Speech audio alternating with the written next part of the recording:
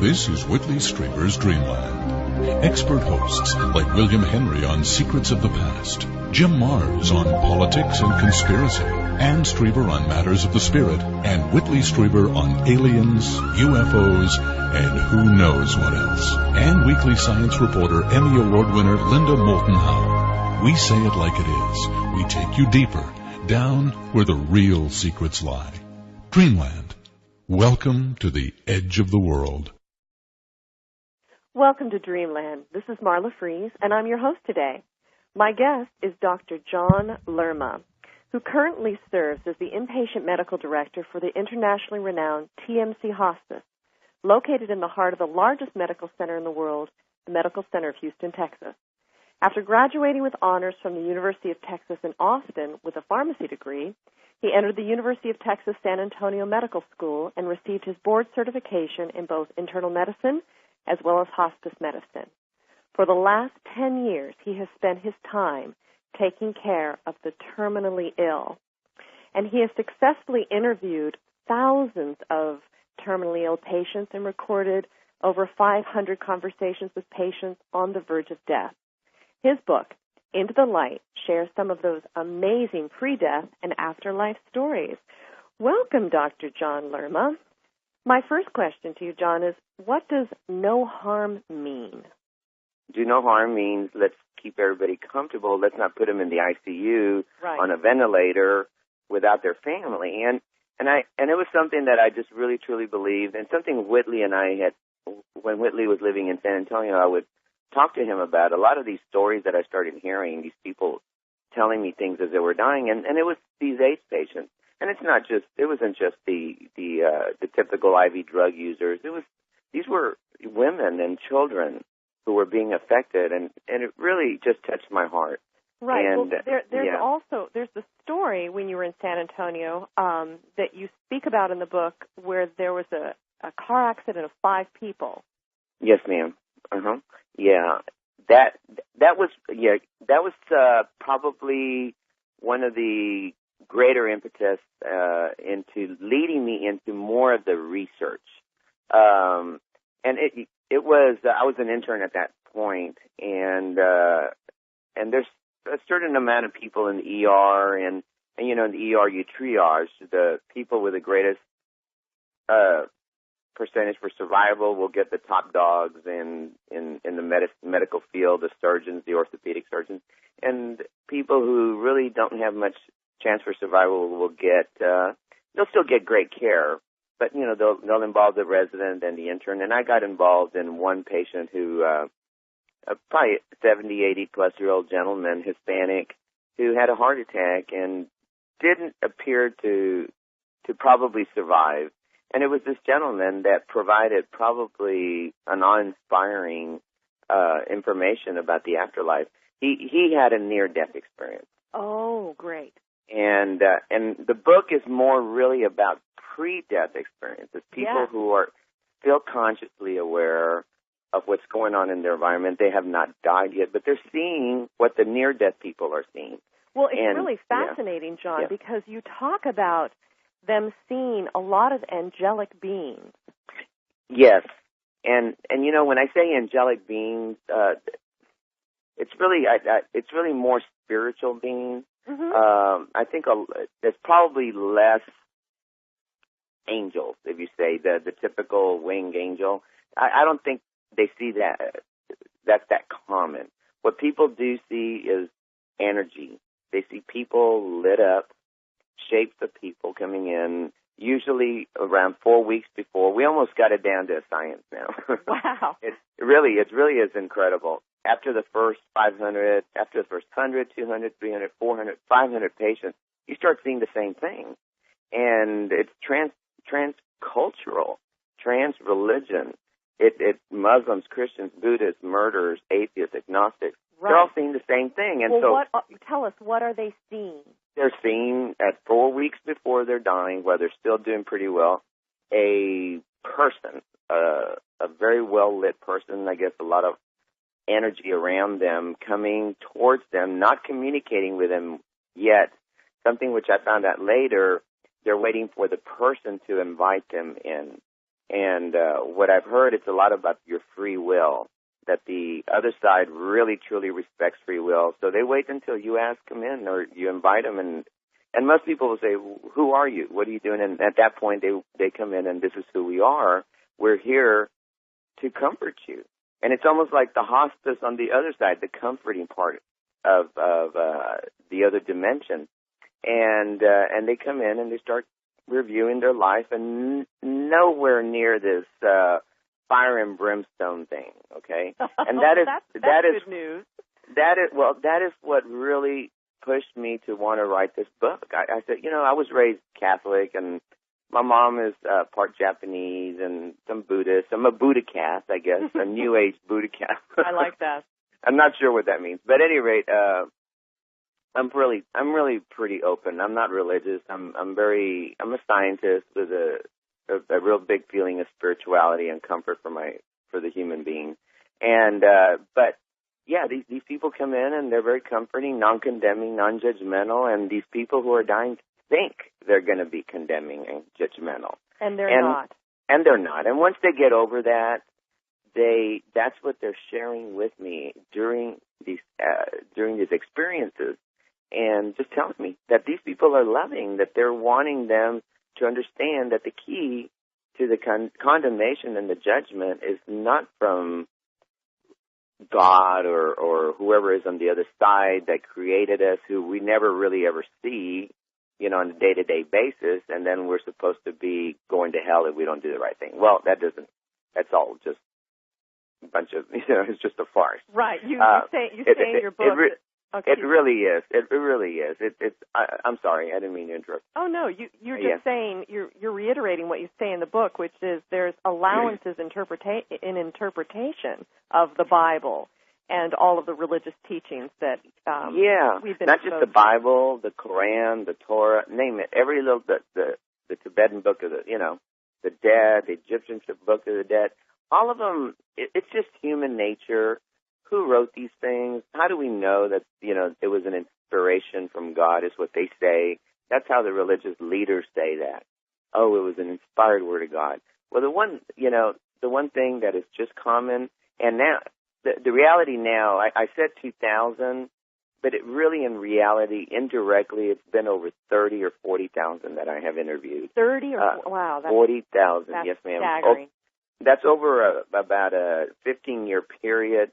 Most of those were not directly my patients, but the doctors would allow me to go in and interview these people.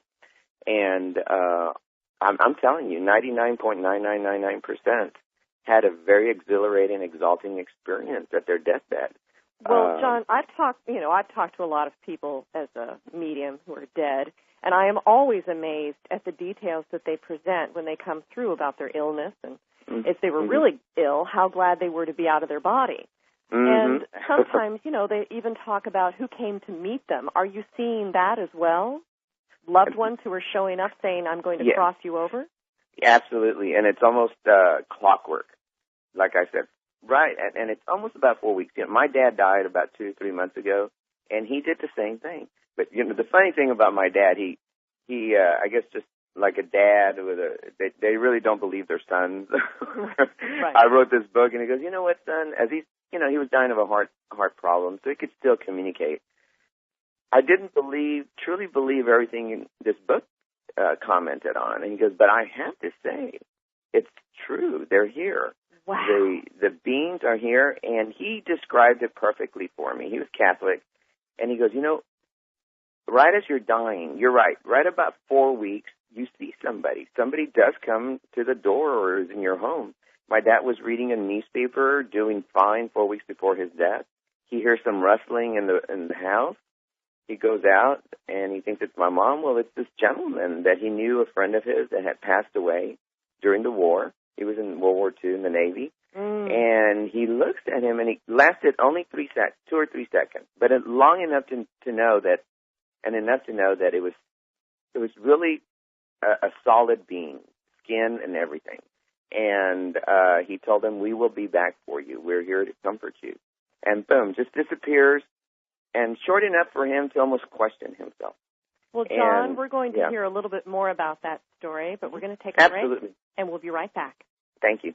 Dreamland's new resident psychic medium has quite a history as a psychic. She has worked for police forces for years and helped to solve crimes.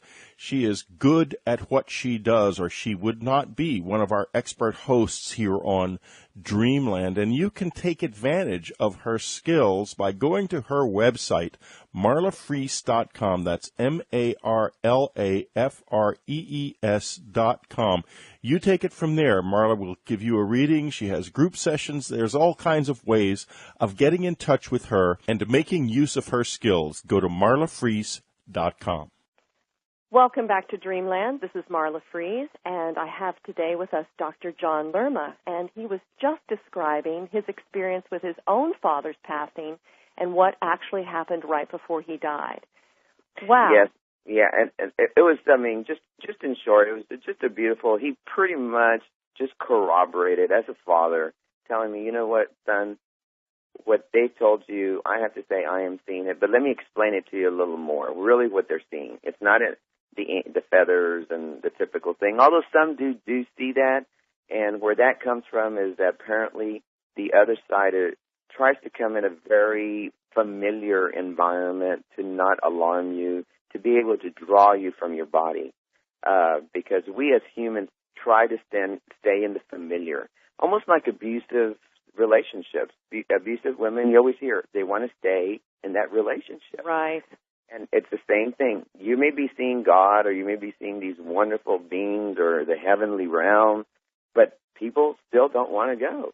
So they have to figure out a way to get you, to draw you towards that way. So for my dad, he was a very open gentleman, and he saw these beings. They were white beings, and right as he was dying, he said that you pull away from your body. And he says, right when you pull away from your body, you start to see everything as it really is in the universe. It's energy. And you know, I have a partial physics background. I studied a little bit of quantum physics while I did my pharmacy degree. And so that made a lot of sense to me. It really truly is energy. And he goes, how I am seeing you right now, son, is just as light. White light with a blue center and gold center right around your chest area. I can no longer see your body. Everything around us, the particle matter, the walls, the carpet, name it, all has the same white light. He called it photons. So we're all the same, basically, then. Emitting photons, with the exception that it didn't have that blue center light. And I would suspect that that's our soul. Mm-hmm. And he says, I would love for you to keep doing this, keep pushing, keep telling people that it's wonderful, that yes, right now my mom and my dad are right here in the room, and just like everyone else, from 4 weeks they see somebody, then sparsely in between, up until the last 2 or 3 days, where they just see droves and droves of spiritual beings, along with finally their family, their deceased family, and who are there to just love them. And I hope it's people that they want to see. Always, always, always. The interesting part is sometimes they don't see certain people they think they would see. Like a father and mother, they'll only see a mother. And I'm not sure what that's about. Well, I'm fascinated by one of the stories in your book about the 78-year-old Baptist minister who relished putting the fear of God into people for 50 years and the opportunity that he had before he died to see the error of his ways. Tell me about this. Well, that story, God, it's a wonderful story, and it's probably a lot more than it's been a while that I can remember. But well, yes, he was a hardline fundamentalist Christian who spent his ministry trying to convince homosexuals that they were possessed and needed exorcisms. Absolutely. and you know, I'm out of Houston now. I lived in San Antonio, and Houston's got a big gay section, over 100,000 people, and he would go there in that area and just preach almost every Sunday, and fire and brimstone. He would come out on TV. Everybody knew him, and he really, truly believed that. But at the very end, it's all psychological. He was projecting his own fears, right, his own insecurities, the fact that he did not fall in love with the woman that he really loved, that he married just for show, for his community, marrying what he thinks is the right person, that they would accept him into the pulpit. And didn't he come to terms with the fact that about his understanding about people that are of the same sex and the love between them? Absolutely. The spiritual beings, that was one of, everyone's, it's like a fingerprint. As you die, everyone's got their own special review. And it's not a horrible, it's a review, it's a debriefing of sorts, if you will. And this happens before, you say? Yes, always, at least about a week before. That way, the last few days, the negotiation that is occurring, I call it negotiation. Oh, good. Tell me about that. Well, the title of the book should have been Negotiating with Angels, but you know how publishers are, they change the names, but it's okay. And but they negotiate. They negotiate to stay out of in an unconditional manner to make sure that their family is ready. And it's really beautiful. And so this whole thing about that, your time is set, it is a done deal, that's not true. Or at least from what my patients tell me. And that you can negotiate, we have that free will to continue to stay in our body and suffer. And they choose to do that. And however, they choose to do it to teach their family something? Is that correct, John? John? Well, I don't know if it's so much to teach them, to give them the opportunity to let go if they had any kind of ill feeling with each other, to give them that period of time to find forgiveness. Because here's the thing, Marla, they know they're seeing the beauty on the other side. They feel guilty almost because they're going to a peaceful, blissful place, and they're leaving their loved one in this world now that they can see for what it is. It's a tough world. Right. And so they're going, okay, I've got to at least give them this gift. And they go, God or angels or whoever, give me the time. And they do. And apparently the reason it is allowed or it works in your body is because it's unconditional and it's unselfish, the most unselfish thing you'll ever do. And it does. And it most of the time always works because the angels or the spiritual beings that have knowledge of the future can look into the souls of the individuals that are having issues with the patient dying and be able to see if that's possible. And that negotiation occurs, and they go, well, you know what, sir, we don't think it's going to happen, so why don't you just go ahead and just come on with us? Or, yes, it's going to happen, but it's going to take about 2 weeks. Well, doesn't it sound like prayer is really important in this area for everyone, both the living as well as those who are passing on? Yeah, and you can call it whatever, prayer. Like the patients say, the other side, they're not hooked up on words.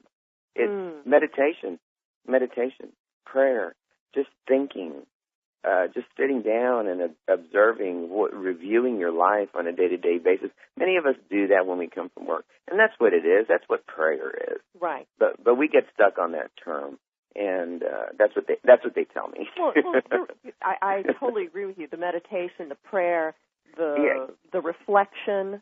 That's what it is. It's reflection and looking within yourself and knowing I am imperfect. That's how we were born. We all make mistakes. I have to embrace as much my dark side or my weak side. They call it the weak side or the immature side, as much as my mature side.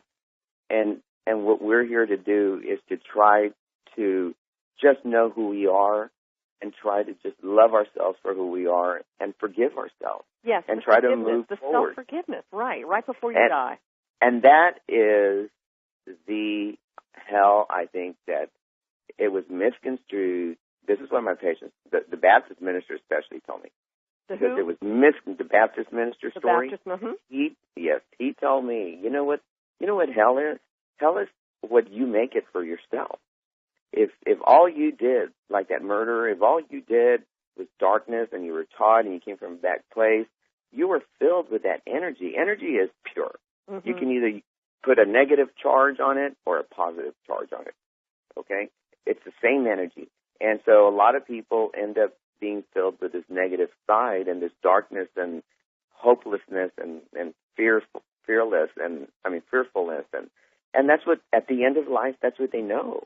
How do you get rid of that at the end of life? And that is what the other side is saying, that is so important to understand. There are consequences to how you are going to have to review your life at the end. But I have to say, a good, on a good note, everybody ends up finding it. Some take a little longer. Everybody ends up what? Everybody ends up finding that peacefulness at the end. And, well, that's good to hear. And they do. Uh-huh. John, in you're getting ready to publish this book. We're going to talk about, in just a few minutes, about the controversy that kind of came up around this with your colleagues and your hospital executives. Yes, so ma'am. Let's take a little break, and we'll be right back. Absolutely.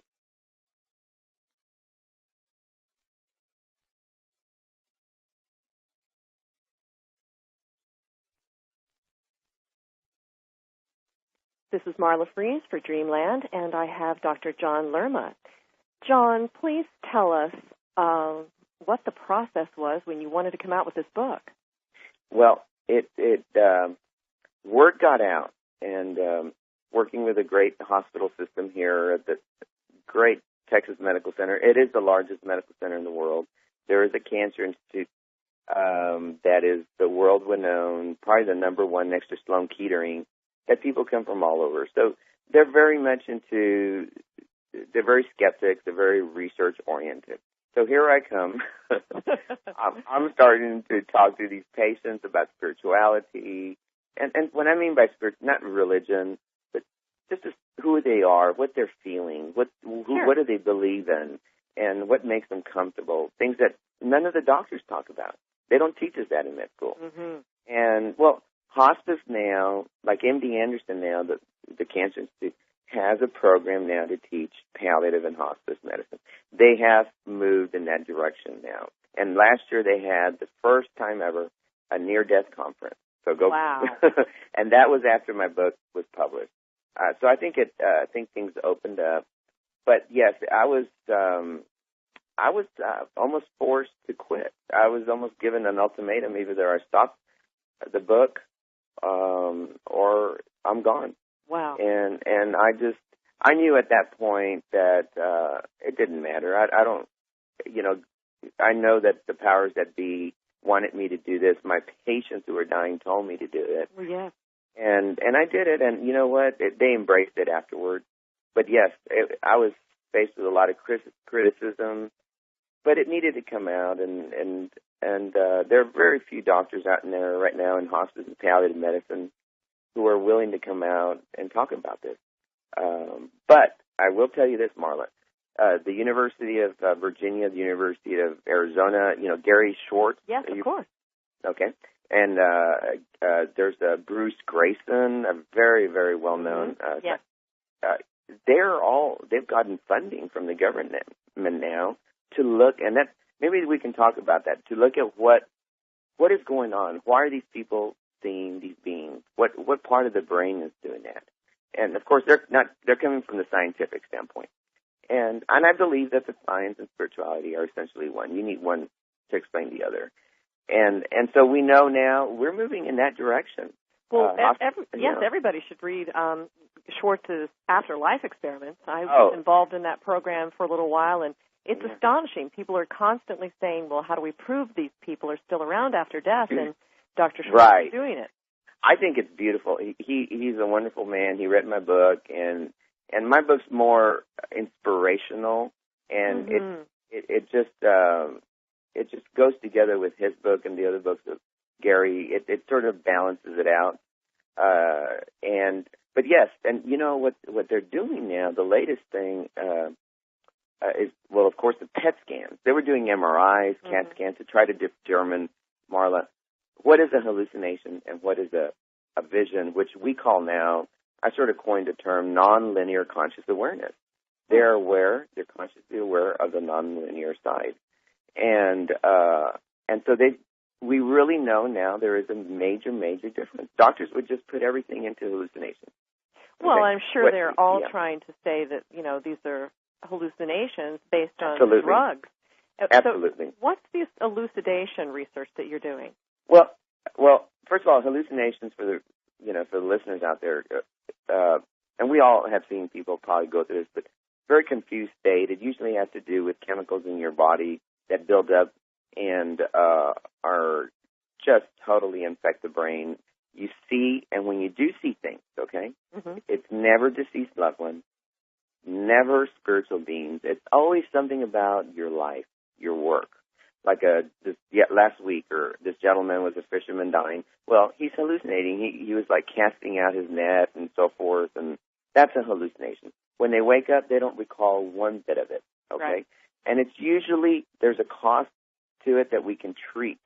Dehydration, liver problems, something, an infection. There's always a cost for it. Now, nonlinear conscious awareness or vision, there's no cost for that. These people are oriented to person, place, and time. They know who they are. And they can recall everything as vividly as their life, what they're seeing there. And that we know now. So what we're looking at, we're going, okay, well, let's do a PET scan to see what part of the brain is being lit. Well, the hard thing is that hallucinations last 2-3 seconds to about 10-20 minutes. Okay. It's trying to get them down to the lab into the X-ray machine. Well, we did, and we finally did, and we saw that the PET scan, which is it observes the blood flow in an area of the brain, and not just the brain, the whole body, that's working really hard. Well, it was real sparse, and it comes out in yellow to red colors where there's the greatest glucose metabolism. When we caught one on a vision, which was right before they died, 2 or 3 days, it's constant. So those were a little easier. They're seeing everybody constantly in the room. They're no longer 2 or 3 second visions. So you know what? This was incredible. Wow. Almost the entire brain was lit up, more so the temporal lobes. And the temporal lobes, we know, Marla, as you know, probably know, that they're responsible now. Scientists are pretty clear that's where ESP comes from. Yes, right. Telekinesis and so forth. That's where these neuroscientists they stimulated it. People saw the light. Does that mean there's no God? No, that doesn't mean there's no God. It just means that that's just the way it's made and facilitated. And so that's where we're at. That's where we're at. Well, it's just amazing, John. No one wants to watch anybody, whether it's a parent, a child, a spouse, or even an animal, suffer from any illness. So when we come back, I'd like to hear what we can do when we have this opportunity to help someone in a terminal illness. What do you suggest we do to help them on their journey? Amen. We'll be right back.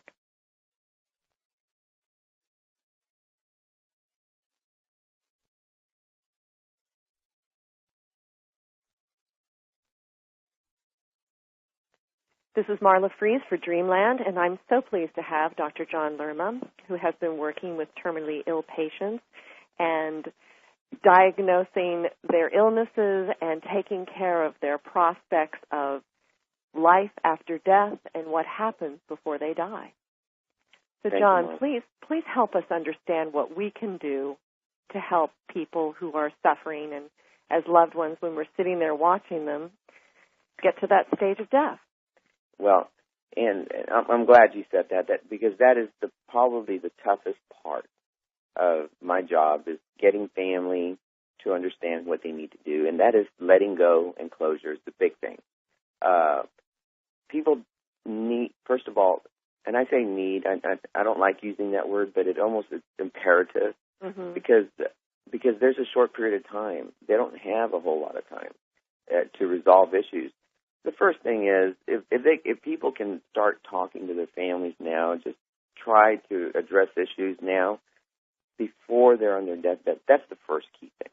But if that's not possible, the thing to do is to understand, keep their family member, number one, comfortable. Over 80% of people out there will not. They don't see it that way, but they want to keep feeding them when their kidneys aren't working, when their lungs are full of fluid, and they're pushing us, and all they're doing is they're drowning them.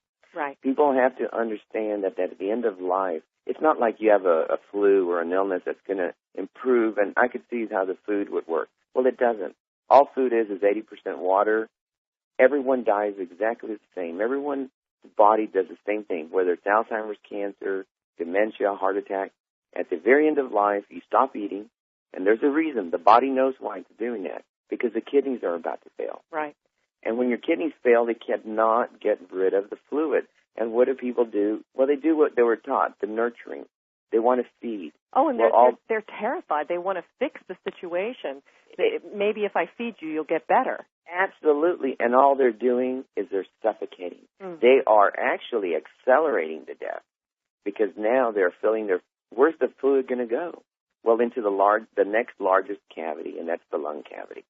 And that's why you hear a lot of people who are passing, it's a rattle of sorts. They call it the death rattle. Yeah. And that's the hardest thing to control. But lately, I have to say, more and more people are really becoming aware that doctors are teaching that more, that there's no balance. It's one or the other.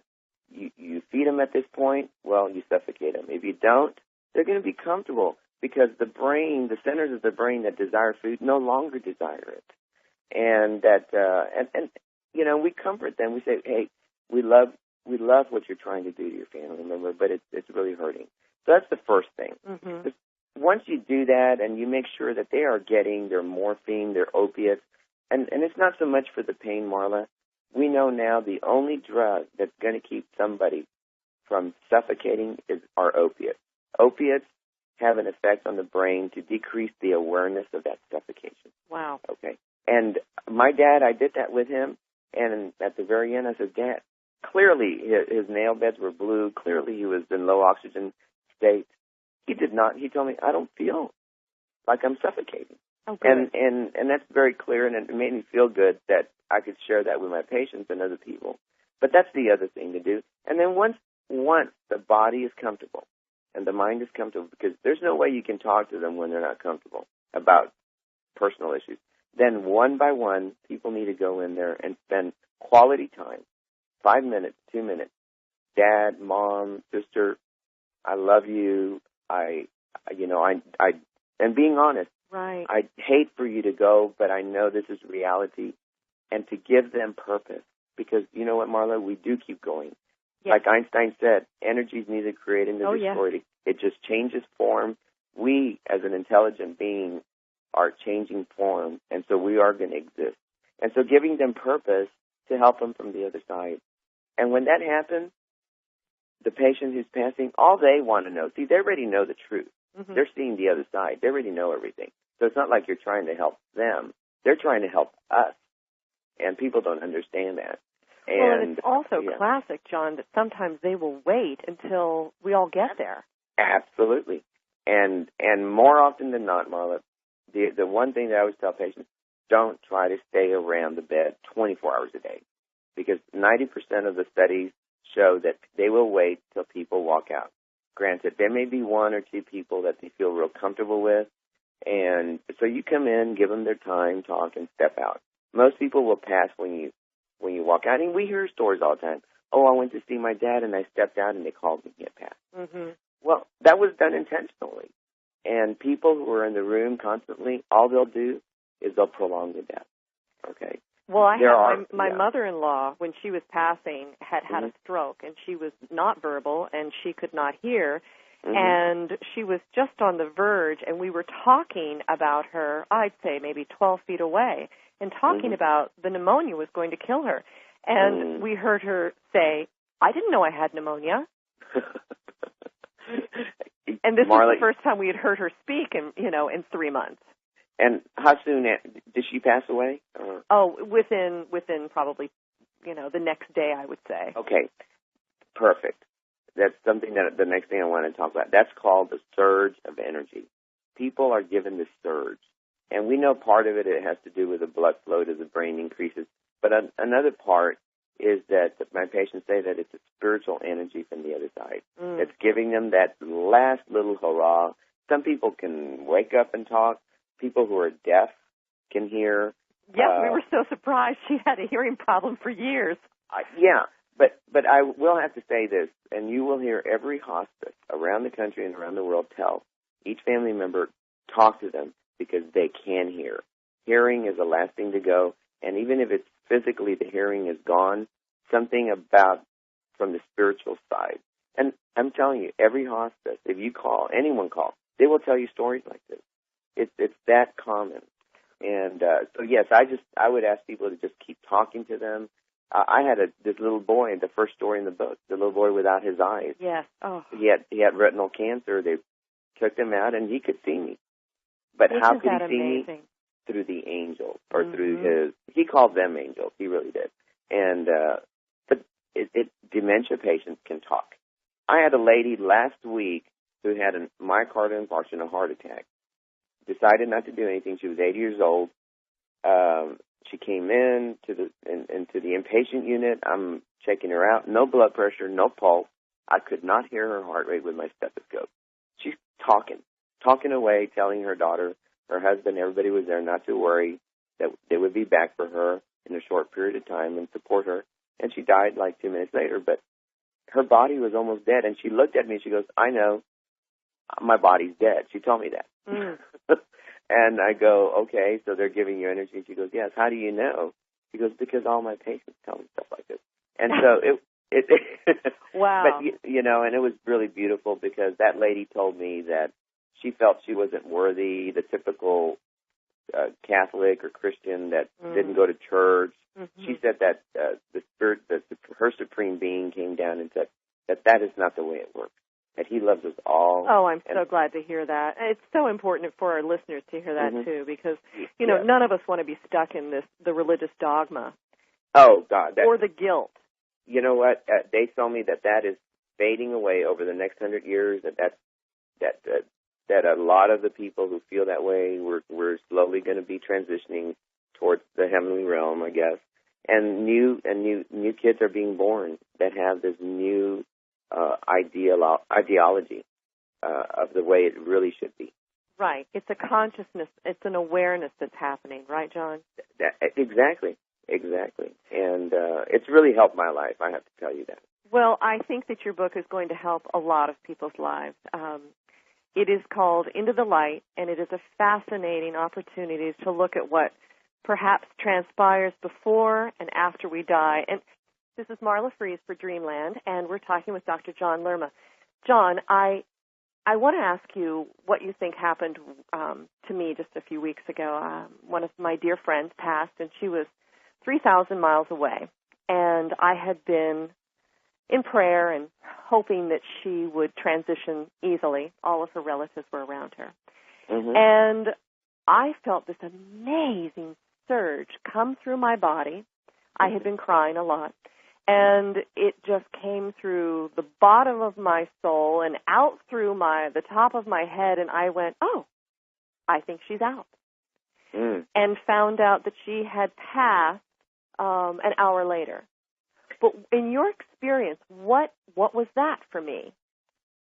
Well, have you heard not totally clear, but it's interesting you are asking me. I'm working on a other research project, and that's in our survivors, the people around the room, people after death, and I hear that very, very frequently. They can be thousands of miles away or right in the same room. And I ask my patients that are, other ones that are dying. I'll ask them that, and they go, "Oh, that's us. That's our spirit. We can be in many places at once. That's how we work more than anything. Our souls connect. Mm-hmm. We are all connected. That's the bottom line, and that's why we have to all work towards peace and love, because we're all in this together." And so it attracts. And apparently people who are in the same friendship, same family, develop a certain frequency, is what they're telling me. Correct. Mm-hmm. It's a frequency that will look for it, just like a radio station or so forth that you tune into. A heat-seeking missile, yes. And it will find you. It will find you, and it will give it to you. Now, here's the thing. Some people will last for a day, seconds, minutes.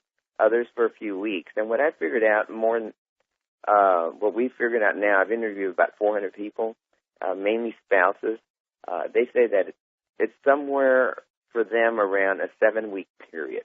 And right after the 7-week period, they sometimes see their loved one, usually in the bedroom when they're least expecting it, and they tell them, we're ready to go. Are you going to be okay? Right. We have to go and further our learning, and that's what they say. And so they move on, and so all of a sudden we don't feel them any longer. But they do give us that comfort right after they're dying, or right during their death as well. Many people, look, there's a story of this gentleman who really, incredibly, he was from Roswell, New Mexico. He was out there during the UFO crash, which is a really incredible story anyway, aside from that.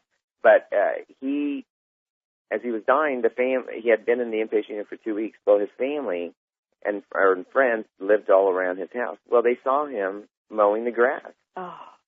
And Greg sat down like he normally did, and then afterwards, and drinking his lemonade, waved. And so they called his wife, and he goes, we didn't know he's back. He's doing great. He goes, what are you talking about?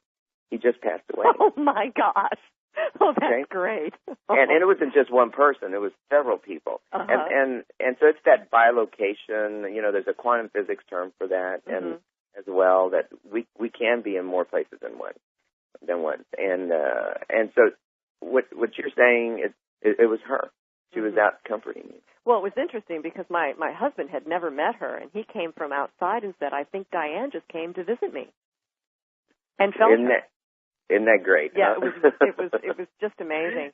And of course, if we open ourselves to it, Marla, there's just so much interference in our life. But if we really take time, just a few minutes out of the day to meditate, we will pick up all that. All of us have that ability.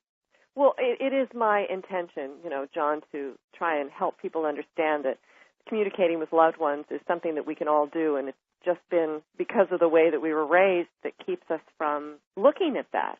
Right. Well, and Marla, and you have that ability. You have an ability that is worked on, that is a little more perfected than most of us. And so I would say that's another big reason why she came to you. But like my patients say, we all have that ability.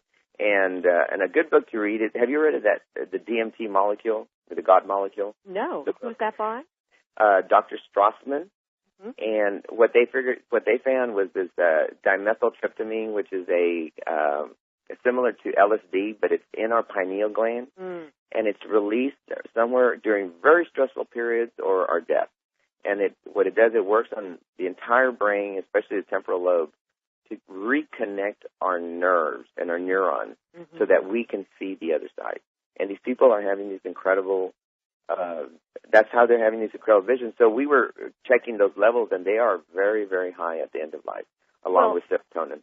That's amazing to find out, and I'm so glad that there's scientific research to prove some of these things as well. And in relationship to my girlfriend, we talked about, we had 6 months to plan her death. 6 months to plan the funeral, 6 months to talk about this. So we were in constant communication about it. But still, it still does not remove the difficulty. Excuse me, what? And that's wonderful. I mean, it helped her out a lot, I'm sure. So. Well, as best it can help any of us out, that when we lose someone, to know that this is the process that they go through. Right.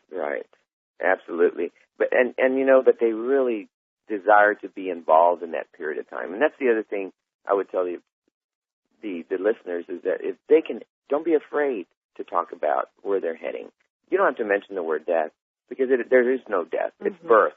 I consider myself an obstetrician to the next life. Okay, I'm helping delivering souls to the next life, and giving them morphine, sort of like the spinal tap, that women get.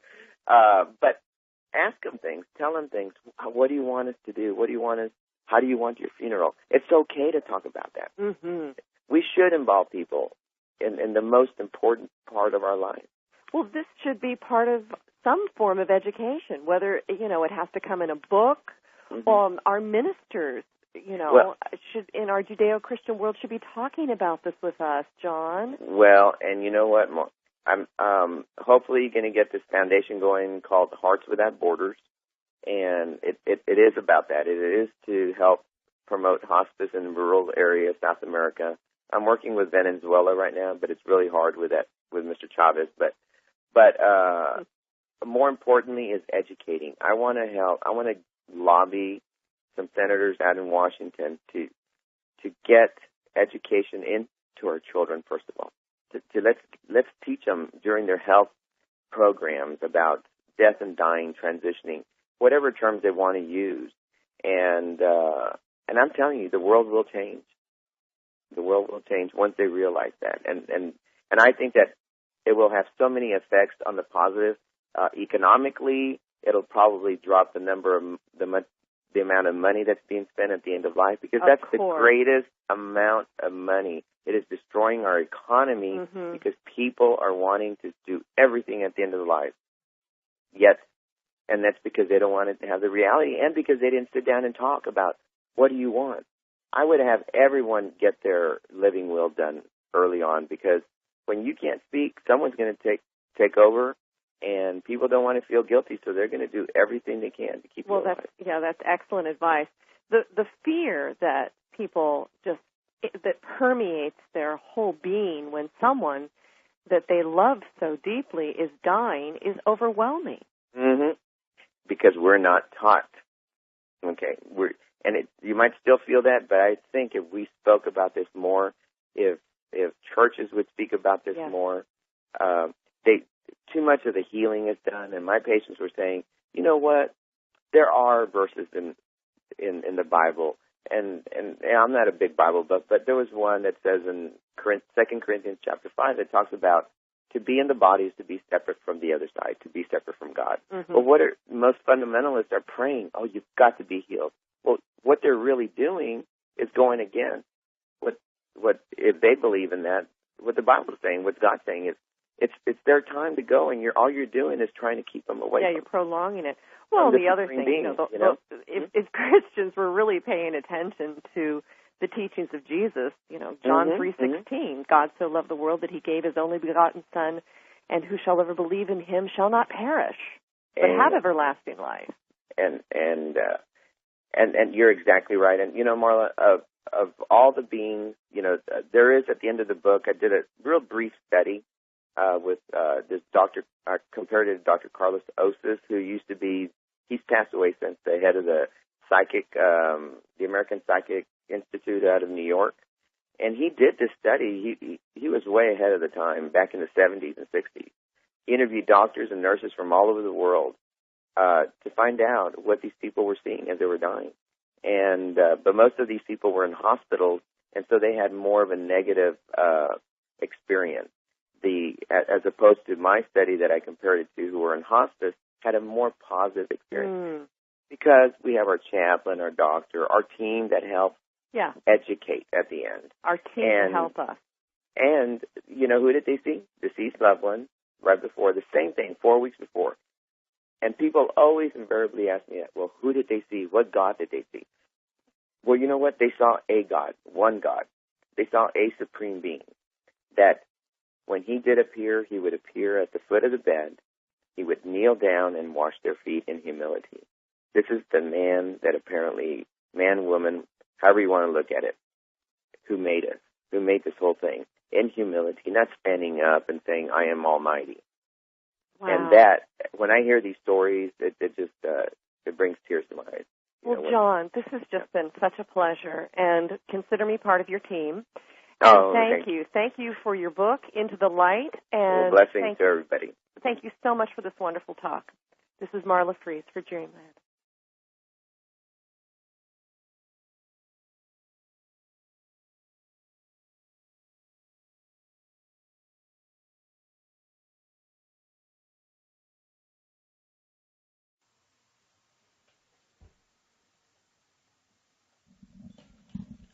One reporter who loves mysteries is radio's leading science journalist, Linda Moulton Howe. She's an Emmy Award-winning TV producer, documentary filmmaker, and the reporter and editor for EarthFiles.com, the Internet's most respected edge science website. Here she is from Albuquerque, Linda Moulton Howe. Thanks, Whitley. And today on Dreamland, I'm picking up where I left off last week when I was in Dublin, Stephenville, Brownwood, and Glenrose, Texas, to see for myself videotapes, photos, and drawings of those unusual aerial lights and craft that have been reported by dozens of residents there since New Year's Day. And in the first week of February, there have been 2 more reports of disc-shaped aerial lights and more unusual spherical plasmas hanging around those infrared deer feeder cameras in Brownwood that have the owners so puzzled and baffled. What is it that is hanging around in these regions, in the air and close to the ground and glowing? Well, at the center of many of the local investigations is Leroy Gayton, the Erath County Constable in Precinct 2, Dublin, Texas. Leroy has been constable about 4 years and a police officer for 17 years. Not only is he investigating, he and his son were eyewitnesses themselves to remarkable aerial lights on January 8, 2008, when about 36 eyewitnesses in the Dublin-Stephenville area saw multiple lights pulsing, dancing, many said, erratically. Leroy lives with his wife, son, and daughter just south of Dublin. On Tuesday, January 8th, around 7 p.m. local time, he had walked out to his car to get a credit card so the family could rent a DirecTV movie. The 43-year-old Dublin law enforcement constable told me that in all of his life he had never seen such strange flashing or colors of lights in the sky. As I'm walking back to the house, I noticed at first a red glow in the southwest sky. It was like a fiery red glow. It really wasn't like a light. It was more like a fiery looking ball. In the sky? In the sky. How high? I'd say about 300, probably 300 feet away, and I'm basing that on a tree line that's across the road. Yeah, I'd say probably 400, maybe 500 yards away. I see this red glow. It catches my attention. Is it moving? No, it's not moving. It appears to be stationary. As I look, it slowly fades away, and I'm just stunned.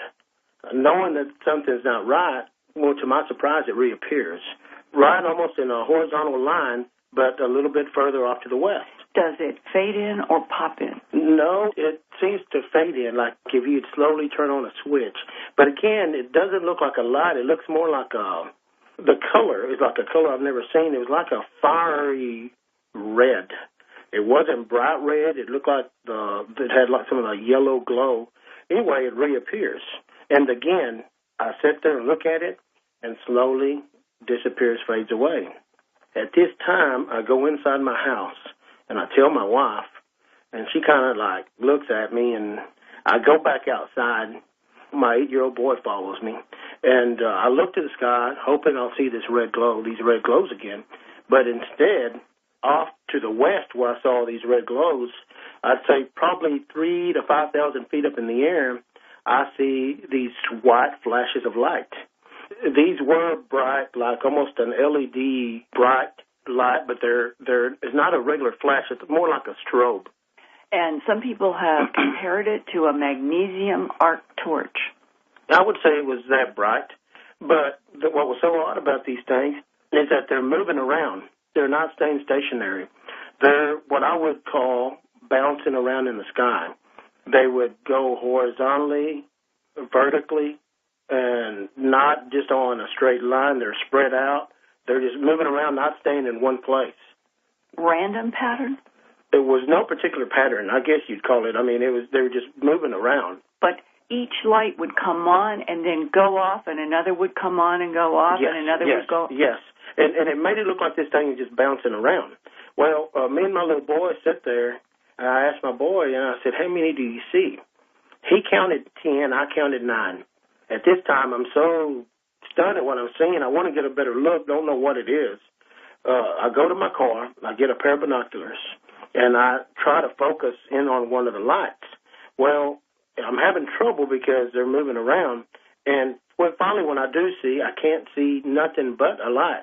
I couldn't see an outline. I couldn't see that they were attached to anything. These lights are spread a good distance apart from each other. I sit there and I look at it for a while, and I'd say probably from the first time that I first saw the white lights, maybe 2-3 minutes have elapsed, maybe not even that long. They stop bouncing around, but they continue strobing. And it does this for just a short, I'd say probably just a few seconds, 20 seconds. Are all 9 or 10 simultaneously coming on and off? No, that was what was so strange about it. They were not doing it at the same time.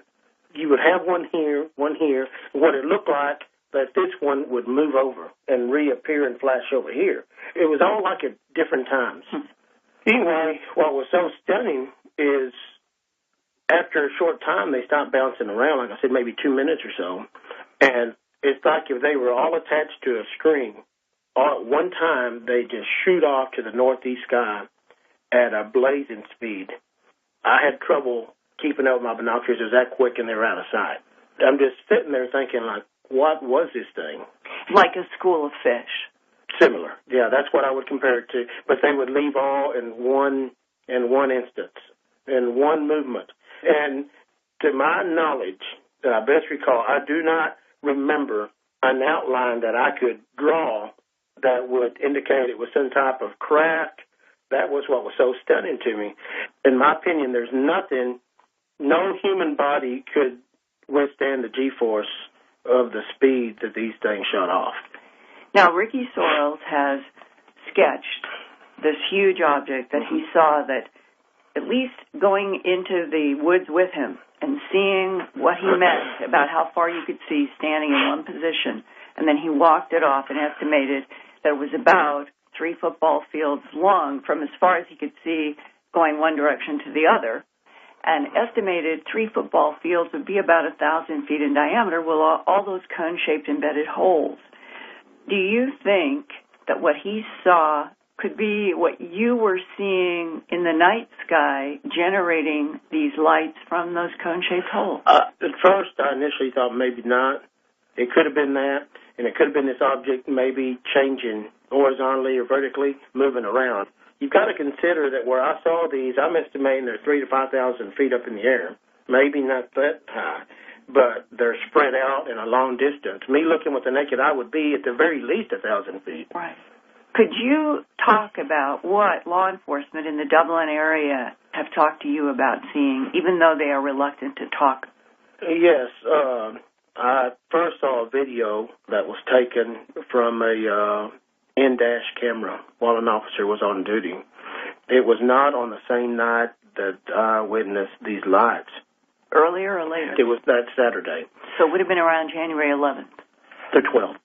I had the privilege to see this video, and according to the officer that I spoke with, I actually saw what he saw on video, and this object changed forms 3 different times.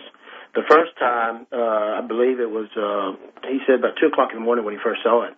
It's a white glow, moving very slow in the sky, and then it changes from white to green to blue and red lights. It looks almost like a strobe. I watch this thing, and it appears to be some type of object that's maybe round. It's already changed from white to these different colors. He tells me, keep watching. I watch it approximately 8 minutes, and then this thing right in front of my eyes changes, and it looks almost to be like a jellyfish. And I compare it maybe even to a parachute. Very bright white. The green and blue and red is no longer flashing. And it holds this shape probably for about 2 minutes. And then, to my surprise, it changes vertically. It's like a line straight up and down. It goes from a jellyfish to a line. To a vertical line. And is it a solid? It appears to be solid. And it's white. Just a white, and it's no longer flashing, but just a bright white light. It stays like that in that shape probably for a couple more minutes, and then it changes back to its original white and then goes back to the green, red, and blue flashing. And this thing is moving slowly. Ever so often, the officer's having to come into his vehicle and adjust his in-dash camera because it's moving. Well, he tells me that they see another object just like it about a mile behind this one. They didn't videotape the second one, but you can hear him talking about it. Well, they videotape it, and they're having to zoom in. This camera, I believe, zooms in 600 times, but you're still not able to see any type of craft. And I believe I watched it for, I'd say, probably 16 minutes, and then it's out of sight. Well, I later find out I have a call from an officer to my residence from another agency. Well, he called me back on a Saturday morning. I believe it was the 19th. Called me at my residence, and he tells me, he said, hey, I saw something January the 8th and 9th that you saw the lights. I asked him, what did you see? He said, I see this large object traveling at a very low rate of speed, about approximately 300, 400 feet in the air. He describes it to be approximately 2 to 3 football fields long.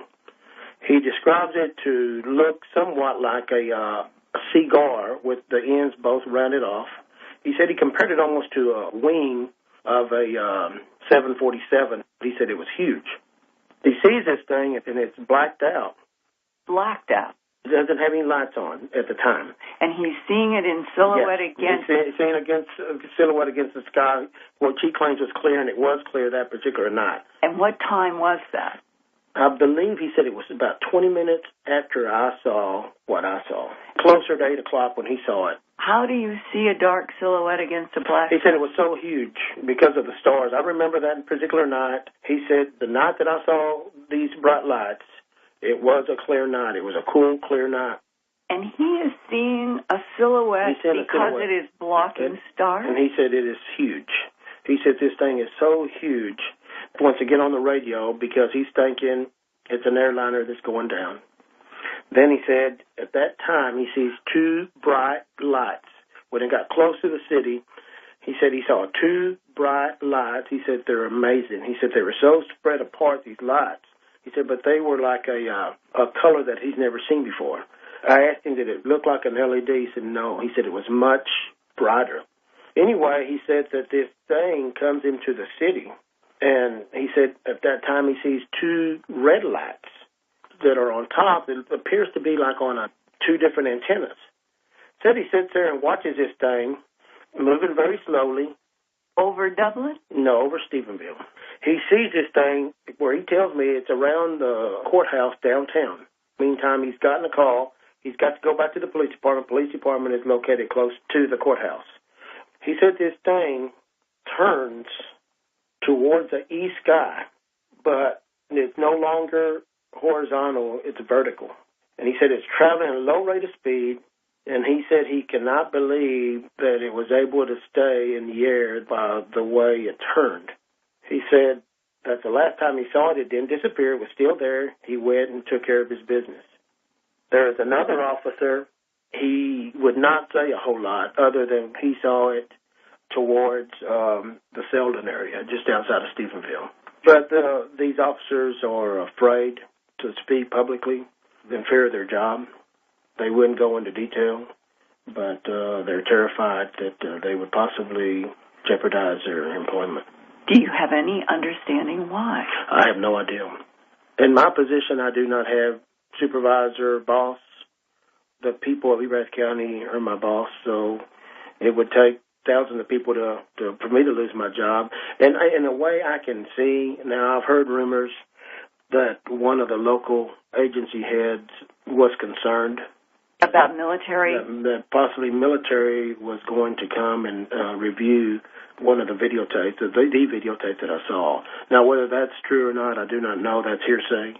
Have you had any communication, direct or indirect, in any form by any military authority? Not that I can confirm. I did have at least 3 phone calls. By the questions they asked, I wondered if possibly they had been put up by the military. Most of the numbers that I received on my phone were registered. These 3 particular just showed a call, and that really doesn't mean anything, but they never gave me a number where I could call them back. They just filled me in on what their opinion, what it was. One of them claimed to have worked on projects by the military. So it's hard to say. I can't say conclusively that I know they were military. They were somewhat just really going out of the way to persuade me that it was a military project and nothing else. And nothing of an alien-type crack or whatever it is I'd seen. One particular gentleman even went in trying to explain to me what I saw, and I said, no, I disagree with you. Another gentleman was telling me we have some things in the military, and that's what led me to believe that maybe he was military by the way he was talking to me. So it made me really wonder. Yeah, that this is an effort to bias your mind as constable. Right. And that it would have been inspired by some order given to some authority, military or otherwise, to call people that they would think would have influence on the public. Right. Now, can you explain why, as a 17-year-long police officer who is now constable in Dublin, Texas, why you do not think that this is a terrestrial, human-made object? The speed, the way these things were moving around. I mean, the military may have something out there that can do this, but in my opinion, it would have to be unmanned for sure. There is no way that I can imagine a human being able to withstand the G-force of the speed. At my EarthFiles.com news report interview with Dublin Constable Leroy Gayton, I have 2 sketches that he gave me of the policeman's eyewitness account of the very long cigar-shaped aerial craft with a red light on each of 2 antennas sticking up vertically from a huge aerial cigar-shaped craft. Underneath, that police officer saw holes embedded in the bottom and sketched them, very similar to the huge craft with cone-shaped embedded holes seen by Ricky Sorrells, also in Dublin, on January 1st, New Year's Day, 2008. So, Whitley, there are many unprecedented descriptions here, and how unusual to hear from police officers who have seen during their work these huge objects that you would think might even need to be reported for national security reasons, but tell the constable that they are afraid of losing their job if they talk. Well, Linda, that was quite a report. Folks, next week on Dreamland, have you ever wondered, and I'm sure you have, just what this means to celebrities, rock stars, and so forth? Do they see these things too? Do they have close encounters of the third kind? Well, Mike Luckman has made a wonderful study of this and talked to a lot of them, and the answers are surprising. 30 or 40,000 that I have interviewed. 30 or wow, that's 40,000. That's yes, ma'am. staggering. That's over about a 15-year period. Most of those were not directly my patients, but the doctors would allow me to go in and interview these people. And I'm telling you, 99.9999% had a very exhilarating, exalting experience at their deathbed. Well, John, I've talked to a lot of people as a medium who are dead, and I am always amazed at the details that they present when they come through about their illness, and if they were really ill, how glad they were to be out of their body. And sometimes, they even talk about who came to meet them. Are you seeing that as well? Loved ones who are showing up saying, I'm going to cross you over? Absolutely, and it's almost clockwork, like I said. Right, and it's almost about 4 weeks. My dad died about 2 or 3 months ago, and he did the same thing. But the funny thing about my dad, he I guess just like a dad they really don't believe their sons. Right. I wrote this book, and he goes, you know what, son? As he was dying of a heart problem, so he could still communicate. I didn't truly believe everything in this book commented on, and he goes, but I have to say, it's true. They're here. Wow. The beings are here, and he described it perfectly for me. He was Catholic, and he goes, right as you're dying, you're right about 4 weeks, you see somebody. Somebody does come to the door or is in your home. My dad was reading a newspaper, doing fine 4 weeks before his death. He hears some rustling in the house. He goes out, and he thinks it's my mom. Well, it's this gentleman that he knew, a friend of his that had passed away during the war. He was in World War II in the Navy. And he looks at him, and he lasted only 2 or 3 seconds, but long enough to know that, and enough to know that it was really a solid being, skin and everything. And he told them, we will be back for you. We're here to comfort you. And boom, just disappears, and short enough for him to almost question himself. Well, John, we're going to hear a little bit more about that story, but we're going to take a break, and we'll be right back. Thank you. Dreamland's new resident psychic medium has quite a history as a psychic. She has worked for police forces for years and helped to solve crimes. She is good at what... This is Whitley Strieber's Dreamland. Expert hosts like William Henry on Secrets of the Past, Jim Mars on Politics and Conspiracy, Ann Strieber on Matters of the Spirit, and Whitley Strieber on Aliens, UFOs, and who knows what else. And weekly science reporter, Emmy Award winner Linda Moulton Howe. We say it like it is. We take you deeper, down where the real secrets lie. Dreamland. Welcome to the edge of the world. Welcome to Dreamland. This is Marla Fries, and I'm your host today. My guest is Dr. John Lerma, who currently serves as the inpatient medical director for the internationally renowned TMC Hospice, located in the heart of the largest medical center in the world, the Medical Center of Houston, Texas. After graduating with honors from the University of Texas in Austin with a pharmacy degree, he entered the University of Texas San Antonio Medical School and received his board certification in both internal medicine as well as hospice medicine. For the last 10 years, he has spent his time taking care of the terminally ill. And he has successfully interviewed thousands of terminally ill patients and recorded over 500 conversations with patients on the verge of death. His book, Into the Light, shares some of those amazing pre-death and afterlife stories. Welcome, Dr. John Lerma.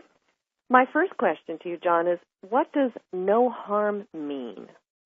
Do no harm means let's keep everybody comfortable. Let's not put them in the ICU on a ventilator without their family. And it was something that I just really, truly believed, and something Whitley and I had, when Whitley was living in San Antonio, I would talk to him about a lot of these stories that I started hearing, these people telling me things as they were dying, and it was these AIDS patients.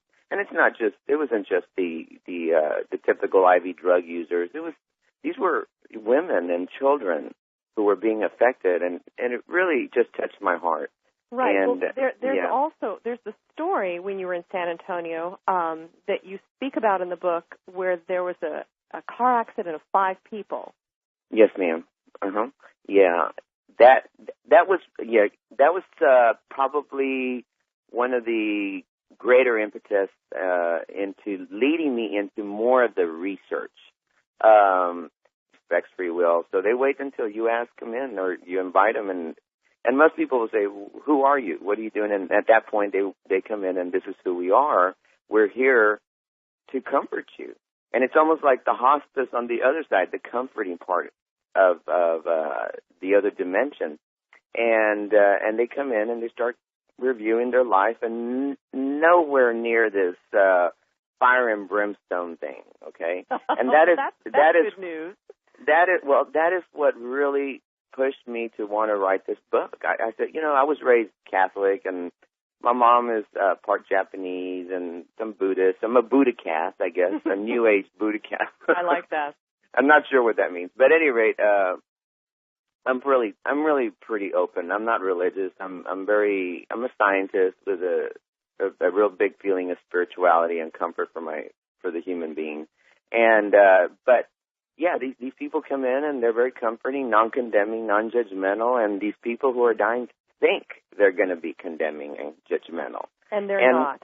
And they're not. And once they get over that, that's what they're sharing with me during these experiences, and just telling me that these people are loving, that they're wanting them to understand that the key to the condemnation and the judgment is not from God or whoever is on the other side that created us, who we never really ever see, on a day-to-day basis, and then we're supposed to be going to hell if we don't do the right thing. Well, that's all just a bunch of, it's just a farce. Right. You say in your book Okay. It really is. It really is.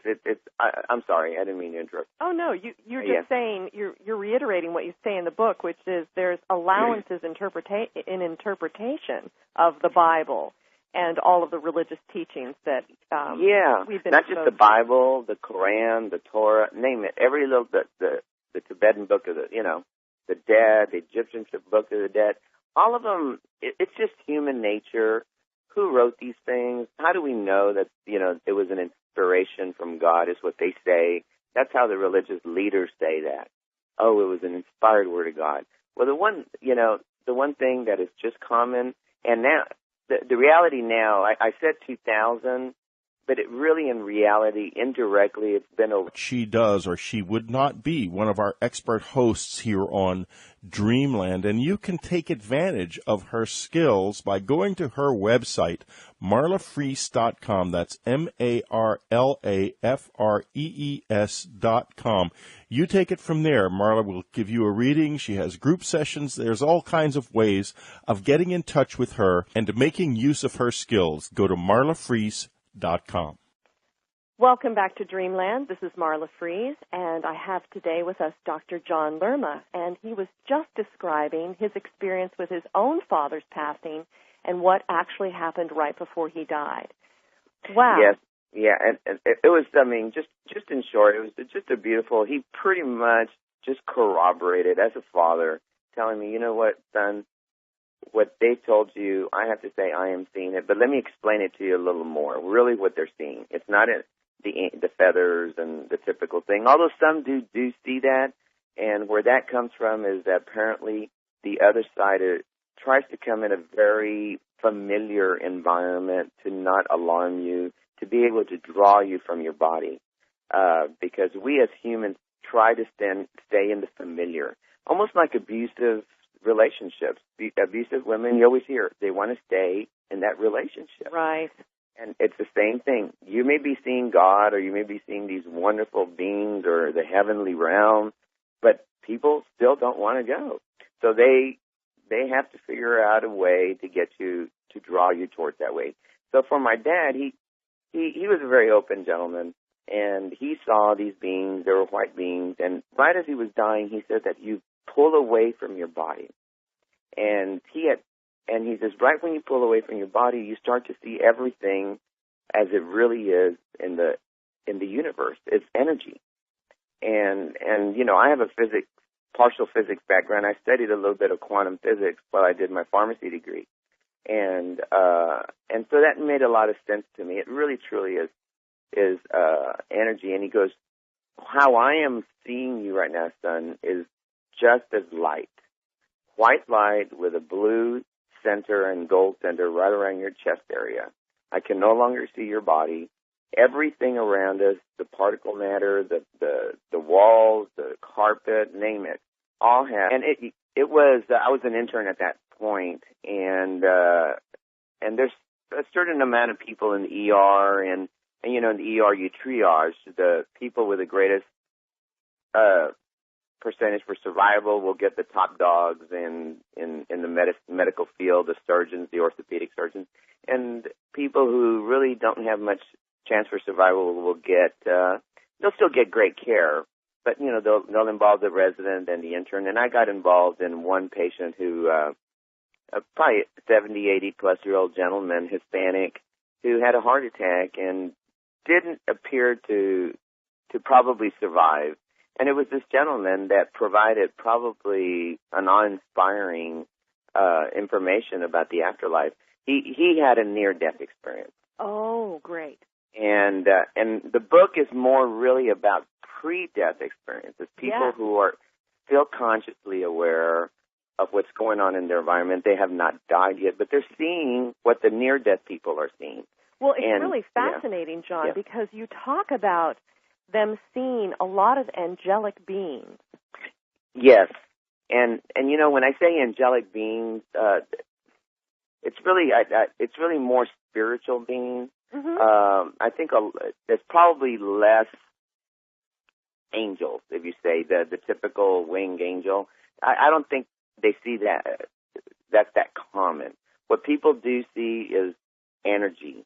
They see people lit up, shapes of people coming in, usually around 4 weeks before. We almost got it down to a science now.